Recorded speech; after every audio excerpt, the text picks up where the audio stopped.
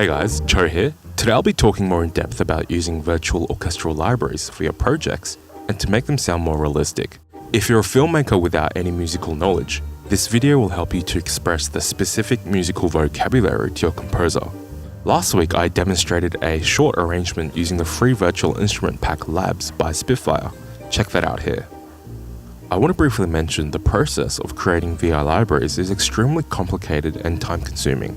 For that reason, the VI market contains some amazing but expensive libraries with a lot of functions. The top ones include the ability to change mic placements, smooth multi-sampling algorithms, and just the quality of the recordings being fire. This means the cheaper and free libraries lack these fancy functions, but since not everyone has a couple $100s to drop, I'll stick with the best sounding free libraries and how to make the best use out of them.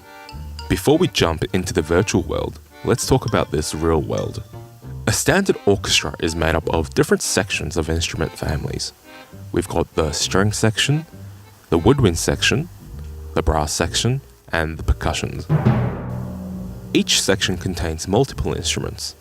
The string section has the violin, the viola, the cello, and the contrabass, or the double bass. The woodwinds have the flute, the oboe, the clarinet, and the saxophone family. And the brass has the trumpets, the French horns, the trombones, and tuba. Stop it! Cut it out! With that many instruments, it's important to know the range of each of them for mixing and composition reasons. The range of an instrument is how low and high it can produce a note while being intelligible.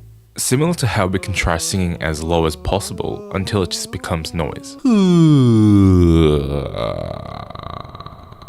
Like how larger animals tend to make lower noises because of the larger vocal box, the similar concept applies to the instruments in the orchestra, with the double bass and tuba starting on the bottom, and the violin and piccolo ending up on the top. Most standard orchestras tend to follow a seating arrangement that looks like this. If we have a closer look, we can see that the stage right side has more lower range instruments, which contradicts the common mixing rule of keeping the low end in the center as possible to avoid phasing issues. But it is ultimately up to the composer and the mixer to make it sound as authentic as possible, as the seating positions is just a reference. Since now we have a decent reference to place these instruments in the mix in terms of panning and frequency, let's talk about the different ways you can play all of these instruments. We call these articulations.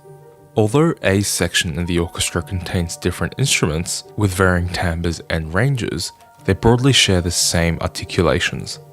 Today I'll be demonstrating with the Versilian Studios Community Edition library pack on Contact, but you can also open the same library using the free Swatsando sample player. I reckon this is the best sounding free library on the internet that has key switching functions, which I'll get to in a moment. There's PIZZICATO, that's when the strings are plucked by the player's fingers.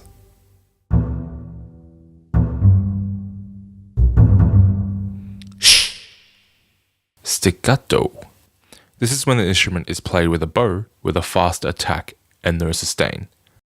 Both pizzicato and staccato have the same envelope, so the notes are very short even if you hold onto the keys.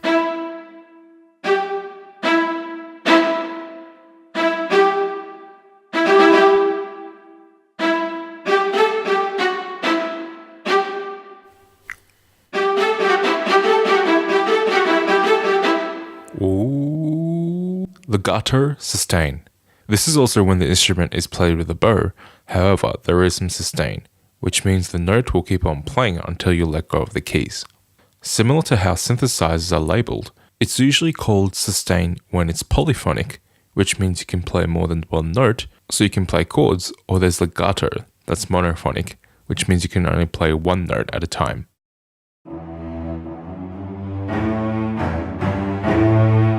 Tremolo. This is when the bow is played backwards and forwards, creating a fast movement, perfect for tense or build-up moments.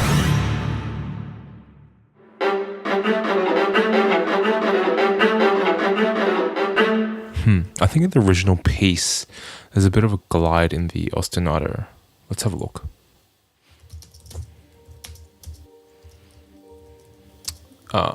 So the first two notes are accented, so we can use the staccato, and the third and fourth note that's glided, we can use a sustained articulation and go back to the staccato on the fifth note. Now, this is where the key switching function I mentioned before becomes useful. In real life, players will have to perform various articulations quickly.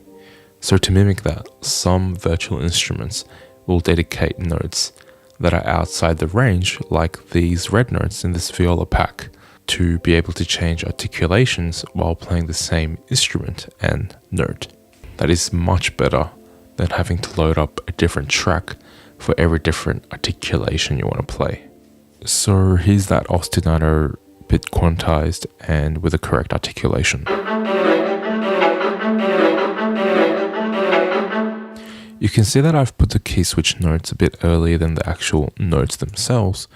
This is because sometimes my computer just can't handle the samples being triggered and the samples being changed at the same time.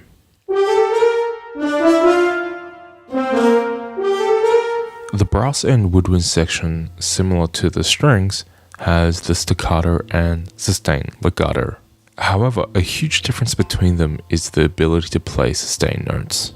Since the notes on these instruments in real life are produced by the player's ability to breathe, unless you can do some circular breathing, the notes played won't sustain forever. So it's important to know this when writing sustained MIDI notes for instruments that require breathing. A good technique to make your orchestras sound bigger and richer is to layer the same instruments with different libraries. I used to think that duplicating the same instrument from the same library would naturally make the sound larger, as there are more instances of them, but playing the same exact samples at the same time could do the opposite effect because of phasing issues.